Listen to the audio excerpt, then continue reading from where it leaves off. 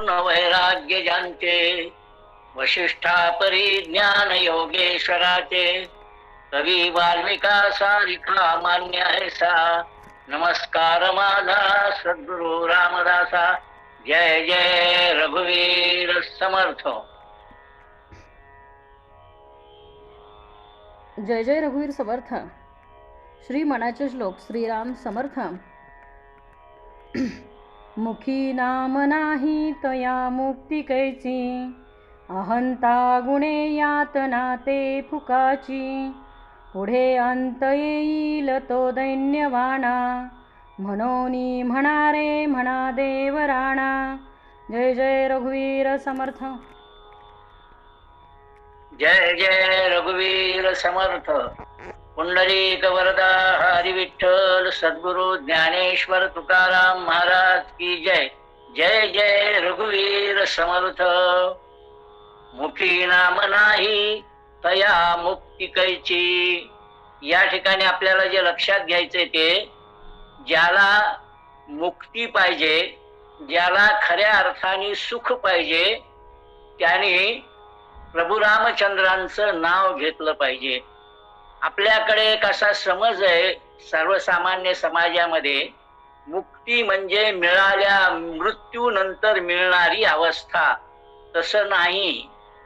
एका ठिकाणी आमचे जगद्गुरु तुकाराम महाराज म्हणतात, याची देही याची डोळा पाहिन मुक्तीचा सोहळा. आणि मी त्यासाठी उदाहरण देत असतो ते समर्थ रामदासांचं. रामदासांनी वयाच्या 12व्या वर्षी घर सोडलं. 24व्या वर्षी त्यांना प्रभू रामचंद्रांची प्राप्ती झाली. याचाच अर्थ त्यांना मुक्ती प्राप्त झाली. पण ते 72 वर्षापर्यंत जगले. याचा अर्थ 24 ते 72 हे त्यांचं जीवन मुक्त जीवन आहे. या ठिकाणी मुक्ती या अर्थाचा अर्थ, शब्दाचा अर्थ आम्ही लक्षात घेतला पाहिजे. तो म्हणजे अशा प्रकारचा आनंद की त्याच्यावर कितीही प्रकारचे संकट येवो त्याच्यातून तो पूर्णपणे निभावून जातो आणि त्याच्या आनंदामध्ये कुठल्याही प्रकाराने फरक पडत नाही. अशा प्रकारची जी मनाची अवस्था त्याला मुक्ती म्हणतात. आमचे सद्गुरु अनंत महाराज आठवले वरदानंद भारती यांच्याकडे एक गृहस्थ गेले होते. निवृत्त क्लासवन अधिकारी.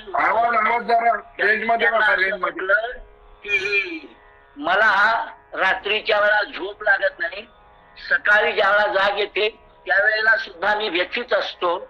आता आवाज येतो का? आवाज येत नाहीये का? आता येतोय का आवाज? हरि ओम. येतो. सांगत होतो, वरदानंद भारतीकडे एक निवृत्त क्लासवन अधिकारी आले. मला झोप लागत नाही, लागली थोडा वेळ तर सकाळी जाग आली की तळमळल्यासारखी अवस्था होते. अशा प्रकारची माझी अवस्था, याच्यावर इलाज काय? त्यांनी त्यांचं साधारणपणे विचार करून घेतला, माहिती करून घेतली आणि त्यांच्या लक्षात आलं की आजपर्यंत त्यांनी धर्मासाठी कुठलीही गोष्ट केली नाही, स्वार्थासाठी सगळ्या गोष्टी केल्या. त्यावेळा ते असं म्हणाले, वरदानंद भारती, की तुम्ही नामस्मरण करा. नामस्मरणाने तुम्हाला झोपही लागेल आणि मनही शांत होईल. ते गृहस्थ असं म्हणाले की मी आजपर्यंत कधी नाम घेतलं नाही, मी या सर्व गोष्टीवर विश्वास ठेवत नाही, त्यामुळं मी तुम्ही म्हणता म्हणून नाम काही घेणार नाही. तेव्हा वरदानंद भारतीने त्यांना सांगितलं, मग तुम्ही तुमच्या पद्धतीने सुख मिळवण्याचा प्रयत्न करा. आणि लक्षात येतं की त्यांना नंतरच्या काळात सुद्धा कुठल्याही प्रकाराने शांतता लाभली नाही.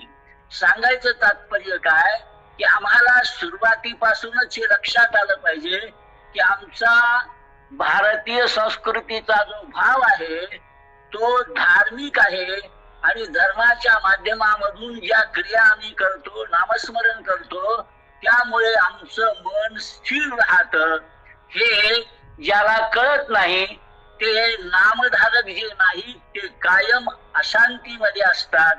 आणि अशांतीमध्ये असतात याचं कारण काय? अहंकार गुणे यातना ते फुकाची. सांगायचं तात्पर्य त्यांच्या मनामध्ये एक प्रकारचा गर्व असतो आणि तो गर्व त्यांना निरनिराळ्या प्रकारच्या संकटांच्या मधून नेत असतो. अनेक प्रकारच्या आत्महत्या किंवा जे युद्ध झालेले आहेत ते अशा प्रकारची अहंता ज्यांच्या जवळ आहे त्यांच्यामुळे झाली आहे. मग आपल्याला लक्षात येईल, मना सांगपा रावणा काय झाले असं समर्थ ज्यावेळा म्हणतात त्याच्या पाठीमागची भूमिका सुद्धा हीच आहे की तो कुठल्याही प्रकाराने धर्माचं आचरण करायला तयार नाही, अहंतेने परिपूर्ण आहे. महाभारतातलं उदाहरण घ्यायचं तर दुर्योधनाचं उदाहरण घ्या. मला सांगा, ज्या वेळेला भगवंत शिष्टाईसाठी हस्तिनापुराला आले होते त्यावेळेला भगवान श्रीकृष्णाने त्या ठिकाणी विश्वरूप दर्शन दिलं. ते ठराविक काही जणांना दिसलं तरीही असं काहीतरी घडलं हे दुर्योधनाला माहित होतं की नाही. विश्वरूप दर्शन म्हणजे भगवान श्रीकृष्ण हे सर्वसामान्य जीवाच्या कितीतरी आहेत, ते भगवंतच आहेत असं 99% लोक म्हणत असतात ना. दुर्योधनाचा मात्र त्याच्यावर विश्वास नव्हता. मग अशा प्रकारच्या अविश्वासी माणसाचं काय झालं सगळ्या शेवटीला? भगवंताला न मागता त्यांनी त्यांची एक अक्षवणी नारायणी सेना मागितली. नारायणी सेना मिळाली तरी त्याचा विजय झाला का? तर विजय झाला नाही. ज्या ठिकाणी धर्म त्याच ठिकाणी विजय हे आमचं शास्त्र सांगतं. आणि धर्म असं सांगतं की तुला जर खऱ्या अर्थाने आनंद मिळवायचा असेल, सुख मिळवायचं असेल, जीवन आनंदी करायचं असेल, केवळ मृत्यूनंतरचा स्वर्ग किंवा आणखीन काही अवस्था मोक्षावस्था नाही, तर याची देही याची डोळा मी मुक्तीचा सोहळा पाहिल याचा अर्थ आनंद मिळवी. संकट कितीही येतील ते संकट ज्याचं आम्ही नाम घेतो तो आमचे दूर करील याच्यावरही आमचा विश्वास असला पाहिजे. ज्या वेळेला आम्ही नामधारक असतो त्यावेळेला भगवंताच्या वचनाचाही अर्थ आम्हाला लक्षात येतो. अनन्यश्चिंतयन्तो माम ये जन पर्युपासते तेषां नित्याभियुक्तानां योगक्षेमं वहाम्यहम्. भगवंतांनी दिलेलं हे आश्वासन आहे. म्हणून जे नामधारक आहेत या नामधारकांच्या वर कितीही संकट आले तर ती संकट कशा रीतीने पार झाली मागच्या 2 श्लोकांच्या मधून आपण पाहिलं. म्हणून त्याचा उल्लेख मी या ठिकाणी न करता पुढच्या मुद्द्याकडे जातोय.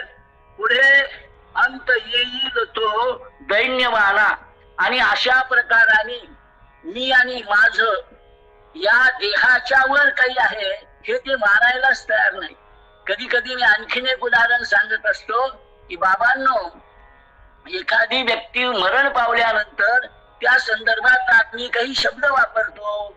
मरण पावली, वैकुंठवासी झाली, कैलासवासी झाली. तसा आणखीन एक शब्द आहे तो म्हणजे निजधामी गेली.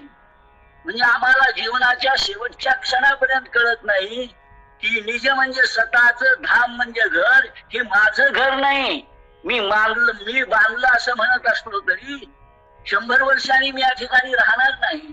हे जर त्याला कळलं की एक ना एक दिवस मला मृत्यू येणार आहे आणि त्याच्या आधी ज्या सगळ्या भौतिक गोष्टी मी मिळवण्याचा प्रयत्न करतोय म्हणजे देहालाच मी असं म्हणतोय, तो देहालाच मी म्हणणारी व्यक्ती ही त्याची अवस्था दैन्यवाणी होते, दीनवाणी होते.